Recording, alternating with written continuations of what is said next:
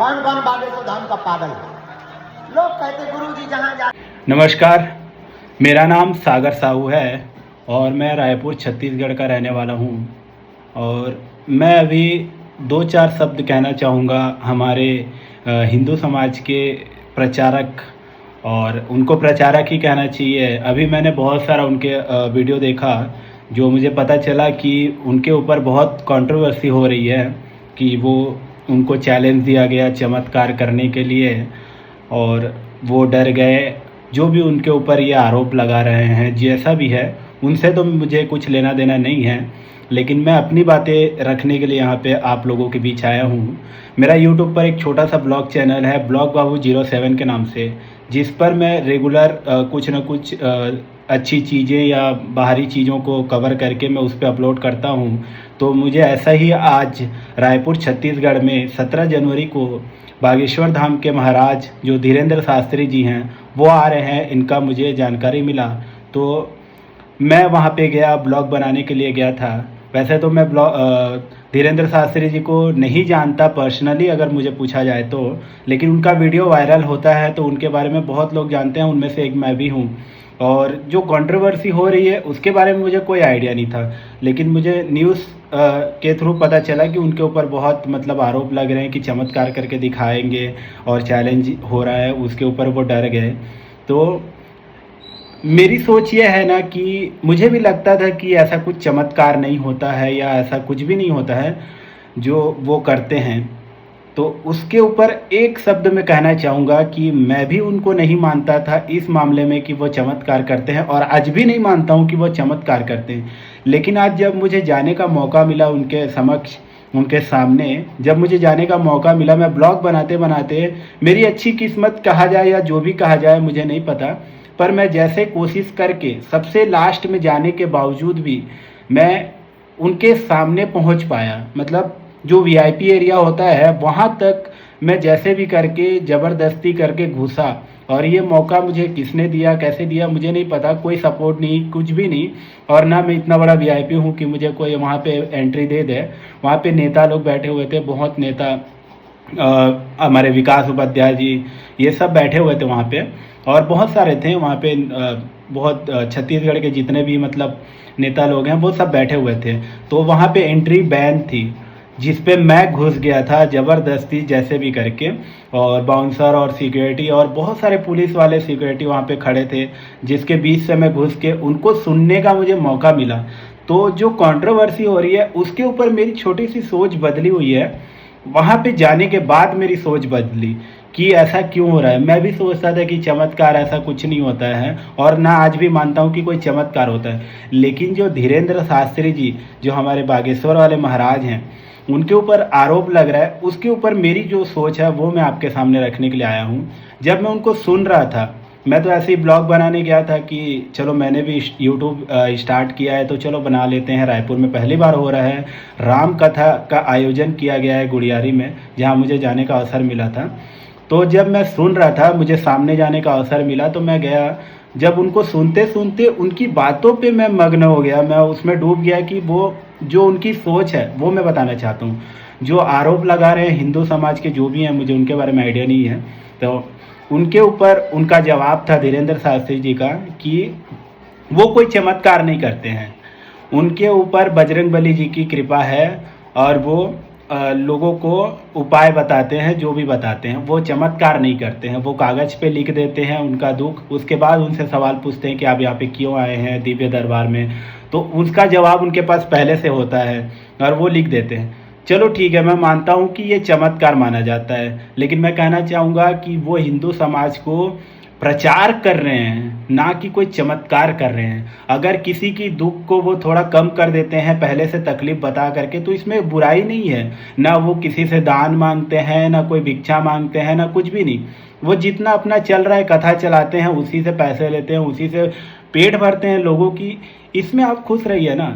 उनके ऊपर चमत्कार है, ये है, वो है, ये करके आरोप लगाने की क्या ज़रूरत है।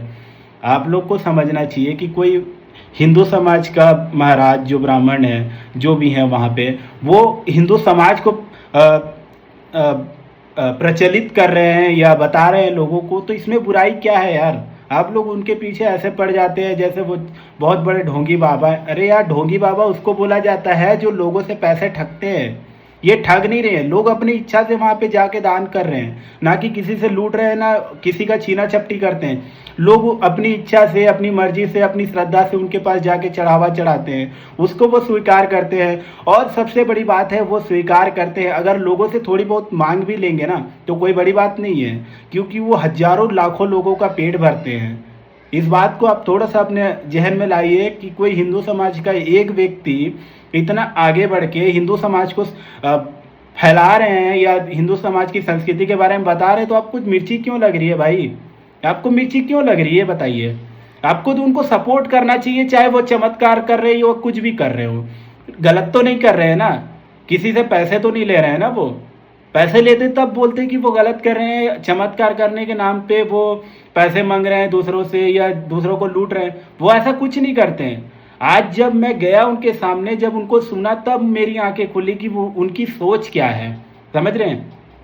उनका कहना है कि मैं कोई चमत्कार नहीं करता, मुझे बजरंगबली की कृपा है जो मैं वो बताता हूँ। ठीक है भाई, अच्छी बात है, वो गलत नहीं है, वो बता देते हैं। तो इसमें भी आप सोच सकते हैं कि जो श्रद्धालु उनके पास आते हैं अपनी तकलीफ लेकर, चाहे 2 मिनट के लिए ही सही, 2 मिनट के लिए ही सही, उनकी बात को सुन करके वो कम से कम शांति या जो भी कहे हल्का महसूस करते हैं, तो अच्छी बात है ना यार। इसमें आप लोग उंगली करके एक हिंदू समाज, हिंदू होकर के हिंदू समाज के लोगों को ही गिराने का काम क्यों करते हैं? हिंदू को बदनाम करने का काम क्यों करते हैं? आप उनकी कथा सुनिए ना, उनकी कथा में आप कहीं पे भी आपको लगता है कि वो गलत बोल रहे हैं या गलत कर रहे हैं, तो आप जा करके रिपोर्ट करिए। इतने सारे कानून बने हैं, रिपोर्ट करिए। वो तो खुल के बोलते हैं कि आप आइए, आप रिपोर्ट करिए, इतने सारे कानून बने हुए हैं। भाई आप लोग को समझना चाहिए कि आप हिंदू हो करके हिंदू का विरोध कर रहे हैं। अगर वो पैसे लूटे, जैसे आसाराम हो गया, इस तरह के कोई ढोंगी बाबा, वो तो कथा सुना रहे हैं। जो हमारे धीरेन्द्र शास्त्री जी हैं, मेरे भी सोच आज ही बदली है। जब मुझे 17 जनवरी को आज जो पहला दरबार नहीं बोलूँगा, कथा, राम कथा का जो पंडाल बना, वहाँ जाने का मौका मिला, तो मैं आज पहली बार उनको सामने सुना। और जब सामने सुना तब मेरी सोच उनके लिए बदली कि ये कोई ढोंगी नहीं है, इसको ढोंग नहीं कहा जाता है। उन्होंने इतना प्यारा कथा सुनाया, इतना प्यारा कथा सुनाया राम और हिंदू के बारे में, राम जी के बारे में, सीता जी के बारे में। महाभारत भी सुना देंगे किसी दिन, लेकिन जो उन्होंने कथा सुनाई, इतना लोग मगन हो गए, श्रद्धा में डूब गए। आप लोग को भी सुनना चाहिए, ऐसे किसी को बदनाम नहीं करना चाहिए, ये गलत बात है। आप लोगों को उनके प्रति थोड़ा सा तो इज्जत रखना चाहिए। अगर वो गलत करते हैं तो उनको गलत बोलिए, मैं भी आपके साथ खड़ा हूँ, लेकिन वो गलत नहीं कर रहे हैं ना। वो चमत्कार के नाम पे अगर किसी को थोड़ा सा उनके दुख से बाहर निकाल रहे हैं, तो इसमें गलत क्या है? लोग अपनी श्रद्धा से जा करके उन पे जो भी चढ़ावा चढ़ा रहे हैं, जैसा भी कर रहे हैं, लेकिन वो जब चढ़ावा ले रहे हैं तो उनका वो अच्छा काम भी तो कर रहे हैं। हजारों की भीड़ में, लोगों को लाखों की भीड़ में खाना खिलाते हैं, दान पुण्य करते हैं। इससे बड़ा और क्या चाहिए आपको? लूटना उसको बोलते हैं जो मंदिर में चढ़ावा चढ़ा दिया जाता है, उसका कोई उपयोग नहीं होता है, बस मंदिर का वो डेकोरेशन होता है। मैं गलत नहीं बोल रहा हूँ, बस एक बात को बता रहा हूँ, आप लोग बुरा मत मानिएगा, ठीक है? मैं अपनी सोच बता रहा हूँ। मैं हिंदू समाज के लिए अच्छा सोचता हूँ। हिंदू समाज को जो फैलाते हैं, जो बताते हैं, संस्कृति को बताते हैं, उनके लिए मेरे अंदर बहुत प्रेम होता है, बहुत सम्मान होता है। इसलिए मैं बस अपनी बात रख रहा हूँ। जो गलत है, गलत करता है, उसको गलत मैं कहता हूँ। जो गलत नहीं करता है, जिनकी सोच थोड़ा सा समझने की कोशिश करनी चाहिए, जिनकी सोच थोड़ी अलग होती है, वो लाखों की फीस लेते हैं क्योंकि वो राम कथा सुनाते हैं। कोई भी आज के डेट में कोई भी खाली पेट रहने के लिए नहीं आया दुनिया में। अगर बात आप पर भी आएगी ना, तो आप भी किसी से पैसे लेंगे, ठीक है? जब आपकी पेट भरने की बात आएगी, तो वो तो राम कथा सुना रहे हैं, लोगों से लाखों, 10 लाख, 20 लाख, जितने भी लेते हैं, करोड़ों लेते होंगे, तो उनकी अपनी मेहनत है वो। इस पे आप लोग को इतनी प्रॉब्लम क्यों हो रही है? आप लोग भी करिए वैसा, आप लोग भी कथा सुनाइए। वो तो कथा सुना रहे हैं, आप कहीं भी उनकी कथा में मुझे ऐसा नहीं लगा कि वो गलत बोल रहे हैं। वो हमारे हिंदू समाज के लिए बोल रहे हैं और अच्छा बोल रहे हैं, दूसरों की बुराई नहीं कर रहे हैं, ना किसी धर्म की बुराई कर रहे हैं। वो हमारे हिंदू समाज के बारे में बात कर रहे हैं। तो यार आप लोग ना प्लीज़ ऐसा मत करो, उनको सपोर्ट करो, उनकी बातें सुनो। अगर वो गलत करते हैं तब गलत बोलिए, तब मैं भी ऐसे गलत उनके लिए वीडियो बनाऊंगा। लेकिन आज जो मेरी सोच बदली है ना, उनको सोच सुन के तब मुझे लगा कि चलो जो भी है अच्छा है कि वो हिंदू समाज के लिए कर रहे हैं। ठीक है, धन्यवाद आप सभी का सुनने के लिए। बस आप लोग उनको सपोर्ट करो, सपोर्ट मत करो, बस बुराई मत करो, उनको गलत मत बोलो। अगर गलत करते हैं तब गलत बोलो, थोड़ी सी सोच बदलो। हिंदू होकर हिंदू का विरोध नहीं करना चाहिए आपको। हिंदुओं को जगाने का काम कर रहे हो और आप भी वही करिए। आप लोगों के लिए वही बोलूँगा कि आप लोग भी आगे आइए, ऐसे हिंदू समाज में जो गलत हो रहा है उसका विरोध करिए, ना कि किसी को कथा करने से रोकिए। उनके ऊपर भगवान का कृपा है, वो बोलते हैं चलिए हमारे ऊपर, मेरे ऊपर भी भगवान का कृपा है, मेरे पीछे भी भगवान है, देख सकते हो आप लोग। कालों का काल महाकाल, आप लोग, मेरे ऊपर भी उनकी आशीर्वाद है, तब मैं बोल पा रहा हूँ। जब मैं बोलता हूँ तो उसको ऊपर वाला ही बुलवाता है, ना कि कोई और बुलवाता है। जब आप गलत कर रहे हो तो उसका परिणाम इसी जन्म में मिल जाएगा उनको।